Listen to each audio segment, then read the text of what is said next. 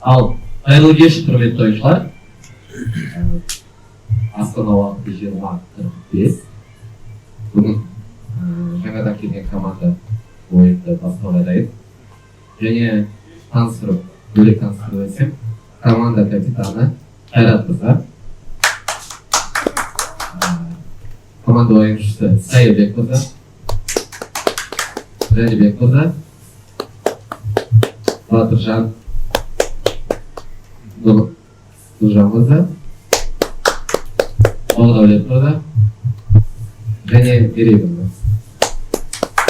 Қайрат мырза, ертең сіз бүгін ер адамдарды өзінің тобыңызға жинап алдыңыз. Бұл сексизмнің бір түрі ма, әлде басқа себептері бар ма? Сексизмнің бір түрі, сіз өзіңіз білетіндей өрірме командасы көбіне бірыңғай жігіттерден тұрады, тек Меруерт қана ойнайды бізде. Меруерт бүгін келе алмай қалғандықтан, сондықтан тек жігіттерді жинауға шешім қабылдадық. Жақсы, ойынға дайынсыздар ма? Дайынбыз. Бүгінгі ойынға қандай тактикаңыз бар, қандай ойыңыз бар? Ешқандай тактика жоқ.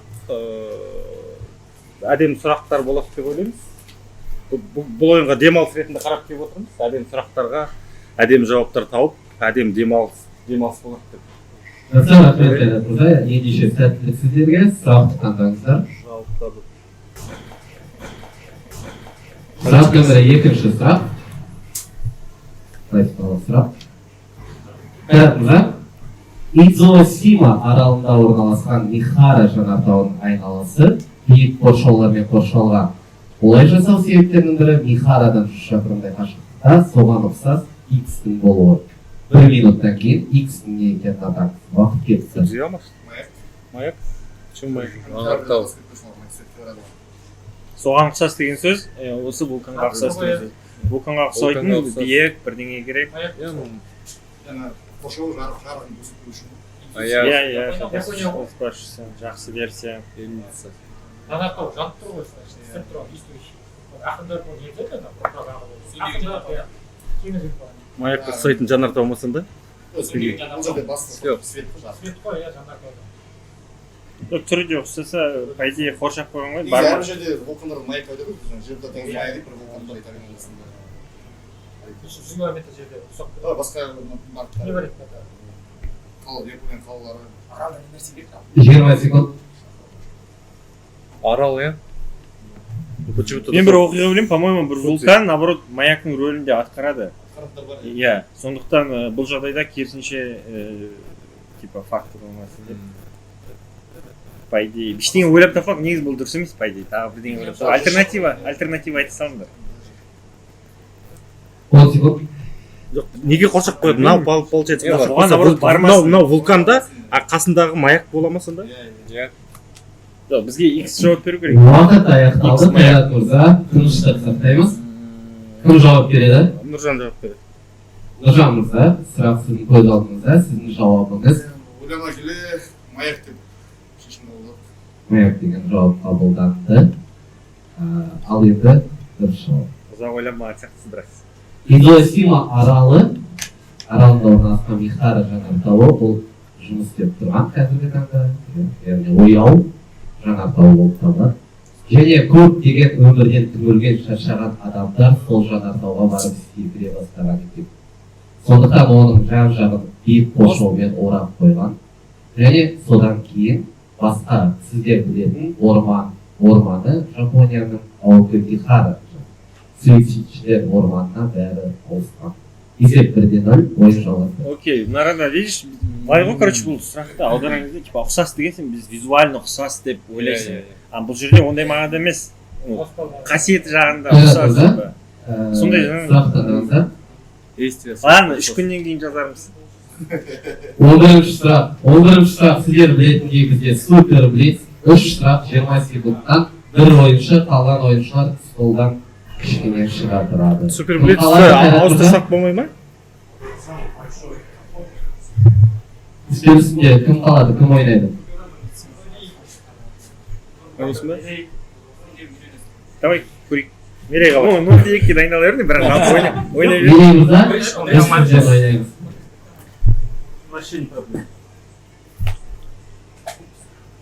Мерейміз да көңіл күйі қалай? Жақсы, негізі шын мәнінде бізде бүгін андай ғой тестовый. Жақсы түсіндім. Мерей мырза, сіз бейнелеу өнерін ұнатасыз ба?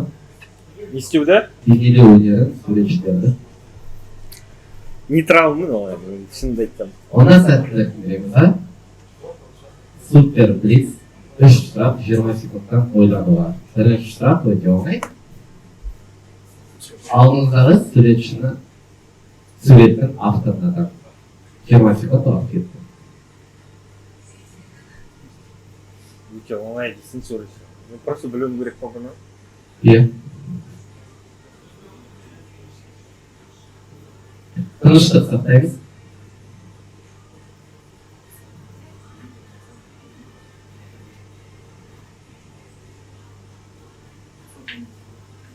Уақыт бітті, Мерей мырза, сіздің жауабыңыз Мана. Клод мана жауап қабылданды. Неліктен ондай жауап бердіңіз? Просто білген жоқпын, бірдеңе айту керек болды. Егер суретті кішкене бақылап қарасаңыз, қолшатырлы қызды көруге болады. Және ең танымал моделдің жұмысының бірі қолшатыр ұстаған қыз болып табылады. Бұл жаңағы саябақтағы қолшатырлы қыз. Ойын жалғастырамыз екіншісі. Ана жұмысында. Авторды атаңыз. 20 секунд. Вы что, издеваетесь?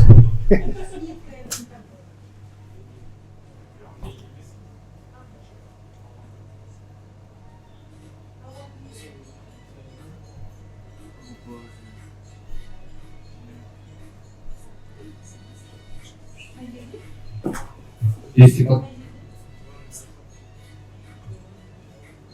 Уақыт бітті, Мерей мырза, жауап бар ма? Жоқ, бірақ ойлап табуға тура келеді. Тыңдап тұрмыз. Так, орта ғасырлық суретші болуы мүмкін деп ойлап отырмын негізі. Мерей мырза, сіздің жауабыңыз 3, 2, 1. Да Винчи. Да Винчи жауап қабылданды. Орта ғасырлық тіл. Сіз өте жақын болдыңыз, бұл әрине Рембрандт. Есеп 0-2 ойын жалғастырады. Так, неплохо. Қайрат мырза, сіздердің топтарыңыз араларыңызда Рембрандтты тапқан ойыншы болды ма? Батырды таптың ба? Біз Рафаэльді ойладық. Манені таптық. Анау Рафаэль Бізден орта ғасыр. Стилистикасы бірінші Рембрандт. Қайрат мырза, енді алдыңғы сұрақтарда сіз кішкене суперблиц ойлайтын адамдарды ойланып алыңыз. Қарап, ойланып болған. Жоқ, мен суперблицті кішкене көргім келген, команда қалай ойнап отырғанын. Просто екінші сұрақ шығып қалды да, мен сізге айтып едім, суперблицті жылыстақ бола ма деп. Сіз естімей қалдыңыз ба, или... Мен естідім, бірақ естімегеннің кейін ойладым. Өйткені әрине болмады. Сондықтан қиын болды, негізі суперблицқа бір 2-3 адам болды я қалдыратын. Бірақ суперблицтар бізден қандай тақырыпты болатын? Иә, білген жоқ. Бейнелеуден жақсы болса, спорттан жақсы болса, біреу әрине толықтай келісемін Батыржан мырза. Сізге сұрақ осы бүгінгі ойында жеңіске жетуге сенімдісіз бе? әрине сенімді деп толық айта аламын. Командамызда қазақ пойызында қаймақтар жиналып бар. Қазір счет әзірсе 0-2, менің ойымша ойынның соңына дейін алып шексерден біз жеңеміз. Түсіндім, рахмет Батыржан мырза. Сәттілік әрине, бірақ өткен ойындарда сіздер жеңген жоқсыздар ғой. Өткен ойын бұл бүгін мүлдем басқа состав, мүлдем басқа настрой. Біз жеңеміз бұйыртса. Рахмет Батыржан мырза, Қайрат мырза, сұрақтардан 8-ші сұрақ. 8-ші Уақыт үнемдеу бола ма мұнда? Ал 8-ші сұрақты тыңдаймыз. Оны алғашқы рет 1780 жылы Дублиннің Садро-Гринде шығарды. Әкесінің есімі Джон. Оның сипаттамасында емен, жатақ, құрмақ жемістер, бал және ванильді кездестіруге болады. Оны атаңыз. Виски какой-то. Джек Дэниелс. Винес. Кто-то из... Садр Сидорға келіп, если Ирландия, если ішімдік. Да, это виски в любом случае должно быть, наверное. Джонни Уокер, да? Дюрс деген бір. А, Джонни Уокерден бар ма? Я. Смотрите, ладно, жазайық. Джек Дэниелс деген, если что, Джек... Ол американский. Американец, да? Никогда Садыр деп бұл орысша жазыпты да, ағылшыншаға келмей ма, сидырға сонымен? Инес жоқ сидр деген версия нашар ма сидр дегенге вообще жақындау болмайды. Нет, ана Жағында тұрған мал және ваниль болса, Леон Джеймсон. мороженое жоқ па жақта, кстати? Короче, отец деген сияқты мағынасында ол как будто бы брендтің атында Инес. Джонға қатысты ма? Джон деген Джеймс деген сокращенный версиясы емес пе? Әкесінің Джеймсон, Джеймстің сон. Саны баласы. Мороженое больше келмей ма? Мороженое Джон деген болсын ғой. ваниль. Че, блин, Ирландия мороженое. Джектан бәлде. Неге Джектан, мороженое? Как раз а Джеймс не уверен. уақыт бітті. Қайсысын беремін? Кім жауап береді? Беске дейін барып, бірақ мороженое Бізге деген бренд айту керек деп ойлаймын. Дұрыстап сақтаймыз мейміз. Рахмет. Қайрат мырза, кім жауап береді? Инес емес па? Джеймсонда. Нұржан мырза жауап берсін. Нұржан мырза, сіздің жауабыңыз? Нұржан мырза, мұнда біз нақты бренд айтуымыз керек пе, әлде жалпы атауын айтуымыз керек пе? Бұның Оның сипаттамасы, яғни белгілі бір брендтің сипаттамасы. Осы мы сексинен бұрын. Значит, бренд. Джеймсон виски деп ойлаймыз. Джеймсон виски жауап қабылданды. Бұл өлеңнің шетте орналасқан Садр Агри атты виски пульня деп атайды. Виски жасайтын бак. Жауап қабылданды, жауап дұрыс, 2-1 Джон Джеймсон деген. Ойын жалғасады. Қайрат мырза, сіз Ләззат ханымды қолыңызға алсаңыз. Келші жаныма, қоншы қолыма деп айтайын. Ал енді сіздің сұрақтардан 7 шықты. Міне келді қазір ұта бастаймыз біздер. Сәлеметсіз бе? Нет. Егде бір ұтып. Сізге сәттілік тілеймін. Егде бір Орталықта ұтып. қандай көмек көрсетемін деп ойлайсыз? Ойлаймын бір қазір ерлері қызықпайтын тақырыптар келсе тек әйел адамдар ғана білетін, сонымен сондай көмегім тиеді деген ойлаймын. Өйткені бұл стол басында барлығы өте умный, өте такие зияткер адамдар жиналған. За всех. Рахмет. Сәттілік ондайлар жатқаныз. Рахмет. Стиль осында деп айтты ма? Стиль шетінде де негізі адамдар бар. Бұған дейін біз сексист команда дегенімізді қайттан бас тартамыз.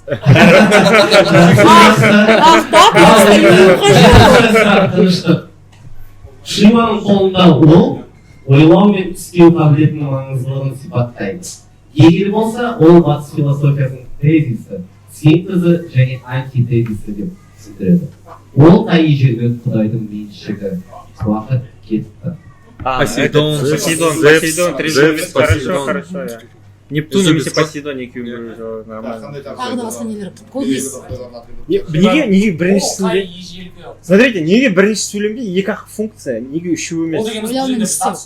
Жоқ, неге екі функция, неге үшеу емес? Ойлау мен істеу қабілетінің маңыздылығын сипаттайды дейді да. Түсіндір ма?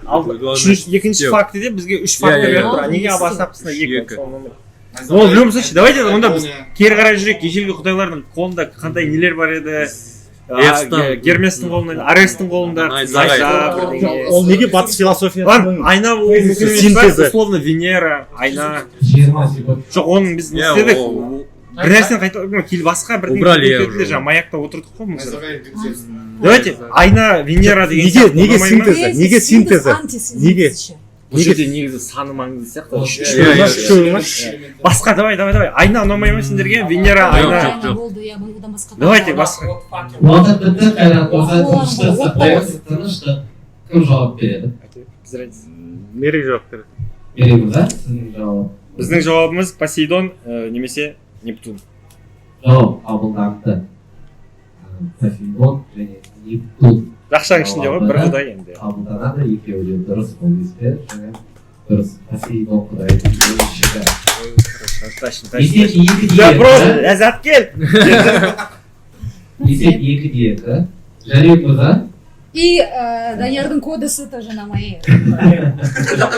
Я специально делала. Кода. Жарек мырза, сізден сұрағым. Я сумела. Екі байды бірден қалай алдыңыздар? Жаңадан бір тактика ойлап шығардыңыздар деп есеп. Бізде картиналар келуді доғарды. Логика осында және фактор қосылды меніңше. Логика фактор ләззат та кешірмейміз ол. Үйлер келіп жатыр. сосын ләззат қосылды ғой енді. Рахмет, рахмет. Қайрат мырза, сұрақ қандаңыз? Можно осы команданың талисманы болайыншы? Маскот. Маскот. Үшінші сұрақ Қайрат мырза. Үшінші сұрақ. Қойдайсың.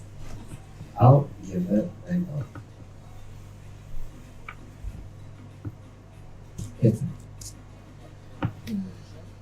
Марк Твеннің пайымдауынша алғыс айту күні мейрамында барлығы дерлік дұғаларын оқып көңілді уақыт өткізеді. Тек олар ғана бұл тезиспен келіспейді.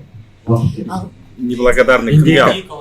Индейка, утка, wild turkey. қалай аударылады? Индейка Біздің деген. құрбан Күрке тауық сияқты бірдеңе ғой мына. Күрке тауық емес ол. Индейка деген басқаша аударылатын несі. А егер орысша айтсақ қабылдамай ма? Еще. Қабылдайды ғой. Тағы. Көңілді уақыт өткізеді, да, барлығы. Неблагодарный, может какой-то, Давайте так. кто всегда работает, пожарник по, я не Видишь, знаю. олар деген благодарение. нелер де болуы мүмкін, сондықтан жануар нормально. День благодарения еще же, помимо родителей, кого еще благодарят? Вообще всех. Как Ақшта. Только родители благодарят?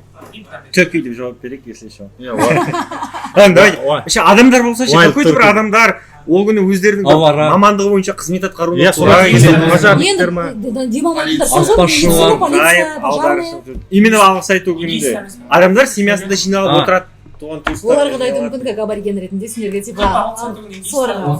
Мына қарап, барлығы үйде отырады, көшеде ешкім жоқ. Условно, дворниктар, Гейтстар. Таксисттар может, Дәрігерлер, курьер. Уақыт өткізді, Қайрат мырза. Зачем таксисттар тогда будет ездить? Білмеймін, біраз. Қайрат мырза, кім жауап береді? Нұржан жауап берді. Сұрағыңыз, жауабыңыз тыңдап тұрмын. Біздің ойымызша бұл америкалықтардың сүйікті тағамы, осы мейрамда жейтін индейка. Қазақшасы. Күрке бір бәле, может быть. Турки. Turkey деген қыз. Немесе bizce аталмышқа түйе тауық. Түйе тауық. Күрке тауық емес ол, по-моему. Түйе тауық ол индюк. Индюк.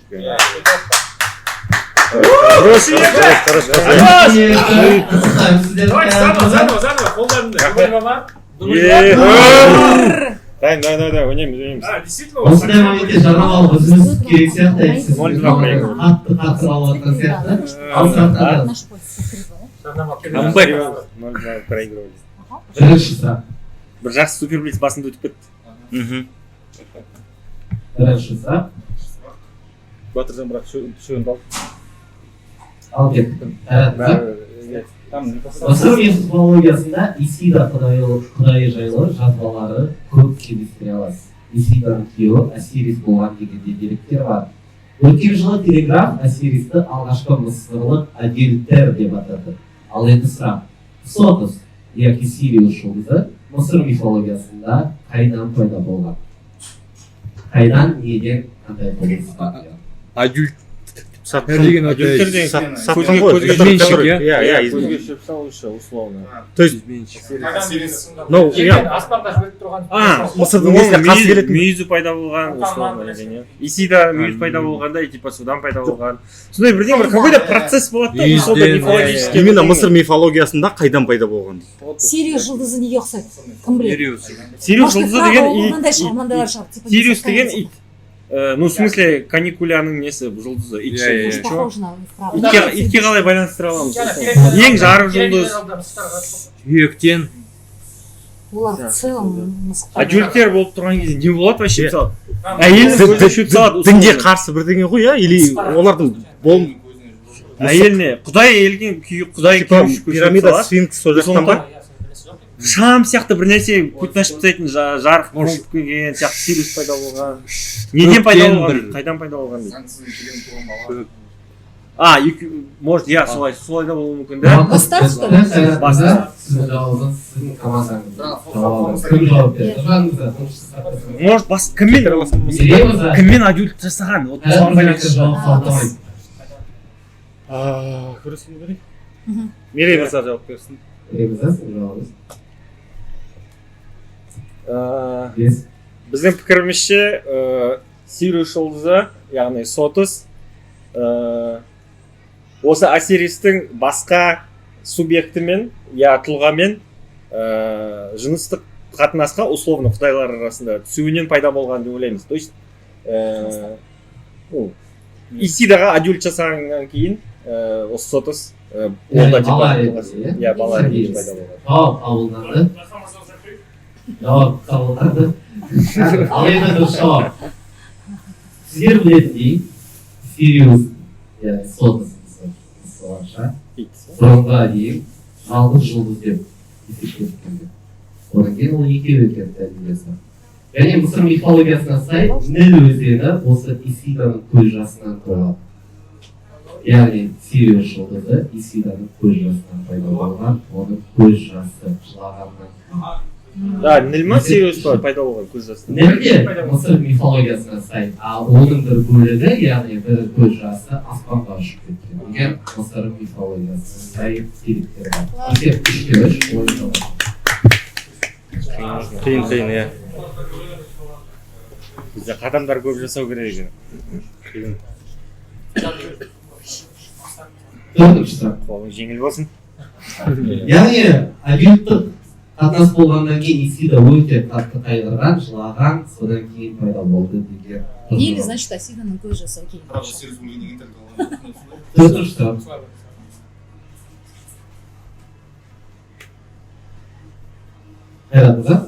Егер дирижабль ауқымды бұлтқа тап болса, себетке адамды отыртып төмен қарай түсіреді. Дирижабль бағытын бақылап түзету үшін. Дирижабль экипажы қуана келсе, ал енді сұрақ, неге олар қуана келсе? Не себептен? Себетке Что такое себет? Картинка. Картина болды. Ауа Вот просто дирижабль салмағы жеңіл дейді, соған қуанады, условно. Экипаж неге қуанады? Бір адам төмен қарай түсті. Иә, типа сол, воздушный шар сияқты болса. Ладно, басқа. Жоқ, себеп Слишком себебі неде? Бұл Экипаж, да, мен түскен адам емес, экипаж қуанады. Короче, иә, экипаж қуанады, бір адамды төмен түскеніне. Ну, ол адам көмектесем деп иә түсіп отыр ғой. дирижабль бағытын бақылап түзету үшін дейді, бір адам түсіреді дейді. Иә. Неге? Дирижабль Я как будто бы воздушный змей сияқты төменде тұрып алып, аналардың несіне астырып тұрды, иә? Экипаж қуанады. Ну, неужели столько хватает сил человека, одного человека, который способен? бізге экипаж неге қуанатынын түсіну керек вообще. Бір адам төмен түссе, ол төменде бүйтіп регулировать етеді условно. Қалай регулировать етеді? Дирижабль по идее үлкен нәрсе ғой. 10 секунд. Иә. Сол, наверное, жаңағындай ұшып кетпей. Жоқ, бір техника безопасностьқа байланысты ғой, бұлтта его там турбулентность высокая, его наверное Уақыт өтті, Қайрат мырза. Тек 3-3 кім жауап береді? минут алайын ба? 3, 2, Мысалымызда болмайды, біз тең бір счет. жауап жоқ. Так, Үш бар. жетті. Жоқ, айтайық. Кімді кім? Мерейімізді жауап береді. Білеміз. Біздің пікірімізше бұндай жағдайда бір немесе екі адам, условно, неше адам болса да, себетте төмен қарай түскен кезде регулировка мақсатында. Жалпы дирижабльдағы жалпы салмақ, адамдардың салмағы өзімен бір тең алып кетсе, заттың жалпы жеңіл дейді.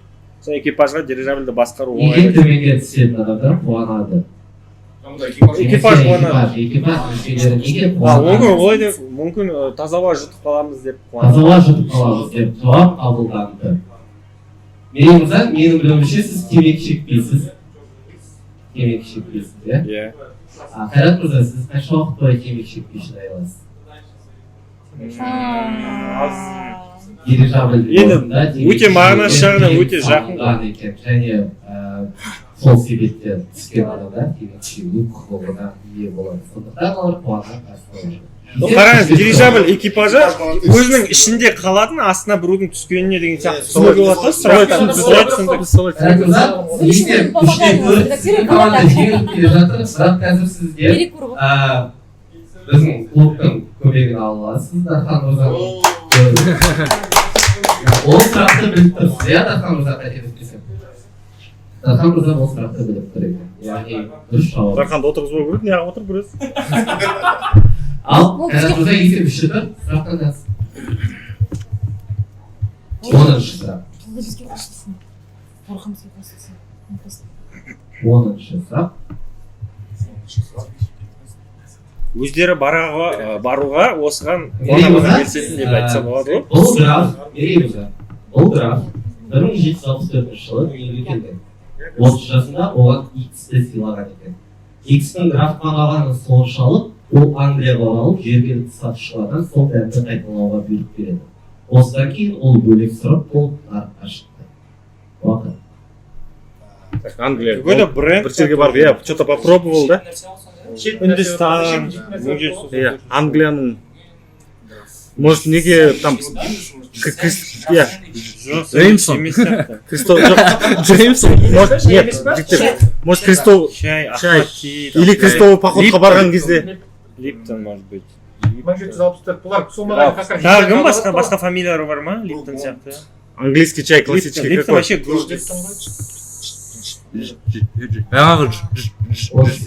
давайте басқа Үндістаннан какой-то Джеймсон Джеймсон? жылы болды.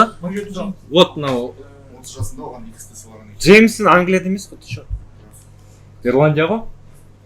жазып тұр ғой конкретно Англия еще он куда-то поехал колониальный бірдеңе ғой в жергілікті любом случае сатушылардан солдан қайталайды как будто мороженое сияқты бірдеңе емес па істейтін кофе шоколад Нан андай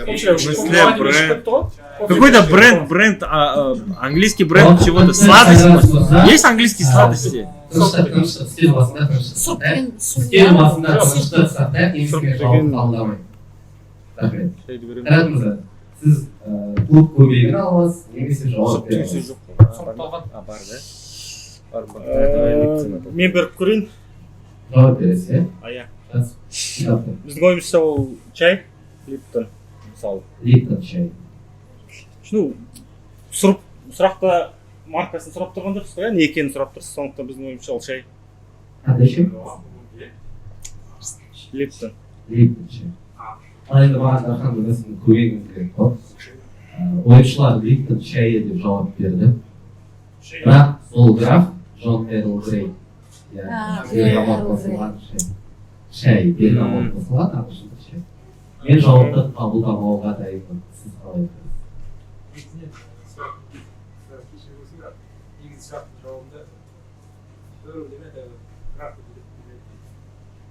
жақсы, рахмет. біз типа білуіміз керек что Эрл Грей. Эрл графики біз дохрена білуіміз Чашка. Ойын жалғасады, рахмет Дарханға. Ал Пиво заказывай. экипаждан қайтадан өздері конкурс баратын жасау қалай керек. түсініп болады мен түсінбеймін Так, счет так же 2-0 деп есептейік, қазір камбэк жасайық, давай. Ал тағы да 2-0 болды ғой. 600 сұрақ. 600 сұрақ. Сәттілік Қайрат мырза. Рахмет.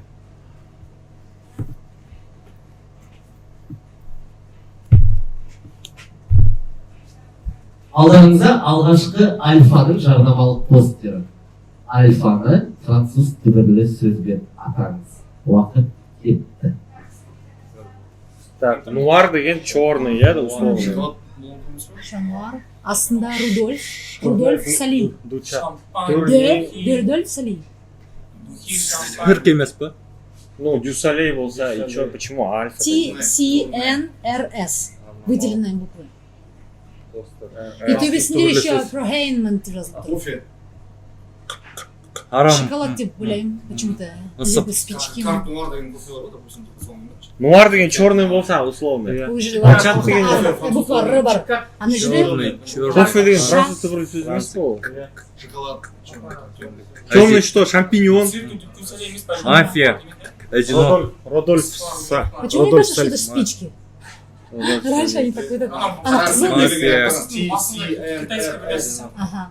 турне чат нуар дейді турне деген сапар сияқты емес пе Я Турне сапар, типа я. сапар, я. иә и че черный Значит, черный Типа ненің бар Цирк ма? қой, значит, наверное. Сыр, дюселей? Да, Дюселей? дюселей. Альфа ғой.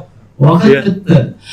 Дюселей, написано Иә, же. Рудольф алып тастағанда Дюн Сулей. Сали. Уақыт бітті. көріп тұрмын оны бірақ бәрі мать не очевидно вообще. Сөйлей аласыз ба? Жоқ. Әлде Просто Сулей деп Қайрат жазылған. мырза, есеп Көмек алмаймыз, Батыржан жауап береді. соны айтамын жауап альфа айтасыздар, иә? иә Француз түбірлі сөзбен айту керек. Кім жауап береді? батыржан Батыржан мырза. Сіздің жауабыңыз. какой то товар қиын сұрақ мысық қатқыл жазулар бірақ біздің ойымызша бұл цирк дюсалей француз түбірлі сөз дюсалей Ол цирк атау ғой. иә Цирк деген сөзді мен сонда сізден жасырып тұрып, бірақ цирк француз түбірлі сөз емес. Дюсалей француз түбірлі сөз деп жасырып тұрып. Жоқ, қабылданды. Батырхан мырза, Мулен Руж фильмі немесе ұғымы сізге таныс па?